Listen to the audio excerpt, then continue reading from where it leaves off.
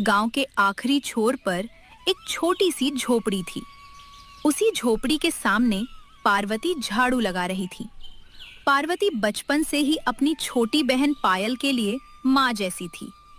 उनकी माँ बचपन में ही गुजर चुकी थी और उनके पिता गांव में मजदूरी करके किसी तरह घर चलाते थे। पार्वती, आज मैं जल्दी जा रहा हूँ, खेत में काम ज्यादा है। अपना और पायल का ध्यान रखना। ठीक है बाबा, जल्दी लौट आना और आज कुछ उधार मांग लाना, घर में अनाज खत्म होने वाला है। हाँ पार्वती, आज बड़े पप्पा से बात करूंगा। ये कहकर उनके पिता खेत की ओर निकल गए। पार्वती के पिता उनके बड़े भाई के खेत में मजदूरी करते थे।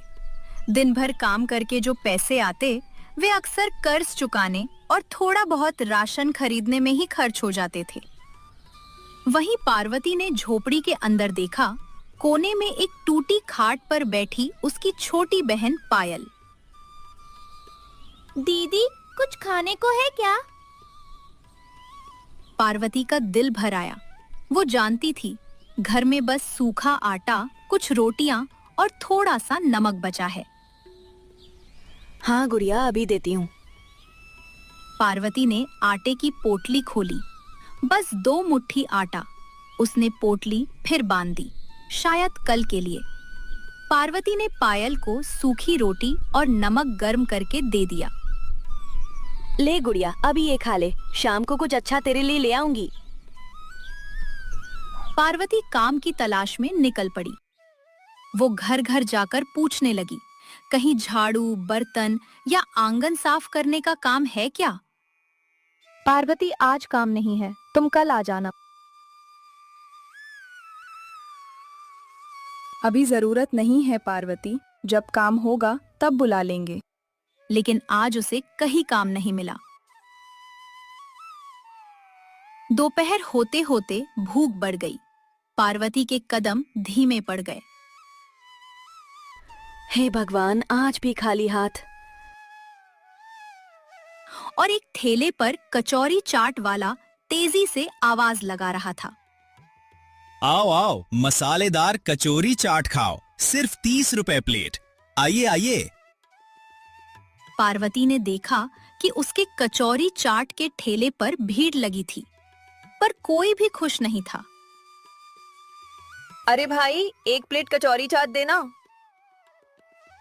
जैसे ही इस औरत ने कचौरी चाट खाई, उसने मुंह बना लिया और बची हुई चाट फेंक दी। अरे ये कैसी कचौरी चाट है? ना कोई स्वाद, ना कोई मसाला, कितना गंदा है। खाना है तो खाओ, वरना जाओ यहाँ से, मेरा वक्त मत बिगाड़ो। पार्वती ने सारी बातें सुनी और सोचने लगी, अगर गांव में कोई और मसालेदार कचौरी चाट वाला हो तो, जो बिल्कुल माँ जैसी कचौरियां बना पाए।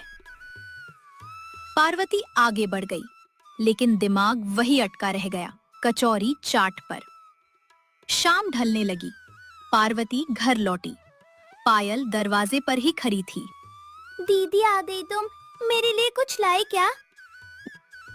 आज नहीं गुड़िया। दूसरी ओर उनके पिता दिन भर काम करके बड़े पप्पा के पास पहुंचे। अरे परम, ये ले तेरे पैसे। भैया, अगर कुछ पैसे और मिल जाते तो थोड़ा उधार मिल जाता। उधार?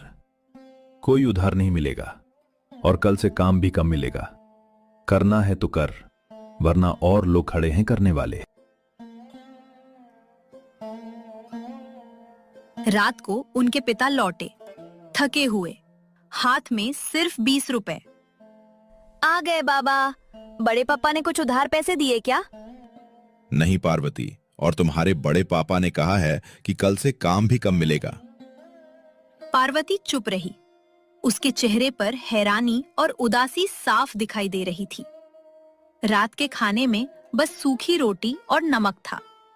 पायल, उनके पिता और पार्वती तीनों खाना खाकर बैठ गए। पार्वती की आंखों में नींद नहीं थी।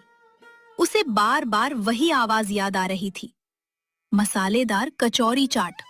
अगर मैं कचौरी चाट बनाऊं तो? पार्वती, तुमने कुछ कहा? हाँ दीदी, आपने कुछ कहा? बाबा एक बात पूछूं? हाँ हाँ पार्वती बोलो, क्या परेशान कर रहा है तुम्हें? बाबा, माँ के जाने के बाद आपने वो कचौरी चाट बेचना बंद क्यों कर दिया? पार्वती के पिता ये सुनकर भावुक हो गए। पार्वती, वो कचौरी चाट तुम्हारी माँ बहुत बढ़िया बनाती थी। उसके जाने के बाद मेरी कभी हिम्मत ही नहीं हुई कि मैं वापस उसे बेच सकूं। पर क्यों बाबा? आपको याद है, मैं छोटी थी तब माँ और आपके साथ ठेले पर आया करती थी। हाँ पारू, मुझे याद है, तुम्हें कचौरी चाट बहुत पसंद थी। बाबा, आज मैंने एक बात सोची है। क्या बात? गांव में कचौरी चाट बिकती है, लेकिन स्वाद नहीं है। अगर मैं मसालेदार कचौरी चाट बनाऊं तो? बाबा, मैंने माँ से सब सीखा था। उनकी तरह मसाले मिलाना, कचौरी बनाना सब याद है मुझे। मैं बिल्कुल माँ जैसी कचौरी चाट बनाऊंगी। कचौरी चाट? हाँ, ऐसी मसालेदार कि लोग भूल ना पाए। पर बेटी, अगर तू फिर से कचौरी चाट बनाएगी ना, तो मुझे तुम्हारी माँ की बहुत याद आएगी। इतना कहते ही उनके पिता की आंखें नम हो गईं। ये तो अच्छी बात है ना बाबा, इस तरह हम माँ को अपने साथ हमेशा महसूस कर सकते हैं। पार्वती की बात सुनकर उनके पिता की आंखें भर आईं। उन्हें अपनी बेटी में अपनी पत्नी की परछाई दिखाई देने लगी। तू सच में बिल्कुल अपनी माँ जैसी है पार्वती। हाँ दीदी, बनाओ ना, मैं भी खाऊंगी। बाबा, कचौरी चाट के लिए बस एक ठेले की दिक्कत पड़ेगी। हम एक काम करते हैं, कुछ दिन टोकरी में बेच लेंगे। उसकी जरूरत नहीं है पार्वती। तुम्हारी माँ का ठेला मैंने आज तक संभाल कर रखा है। उसे धोकर थोड़ा रंग लगा दूंगा, बिल्कुल नया हो जाएगा। सच बाबा? मुझे लगा आप मुझे वो ठेला इस्तेमाल नहीं करने देंगे। क्यों नहीं पार्वती, मेरे लिए तुम्हारी माँ जितनी प्यारी थी, तुम दोनों बेटियां भी उतनी ही प्यारी हो।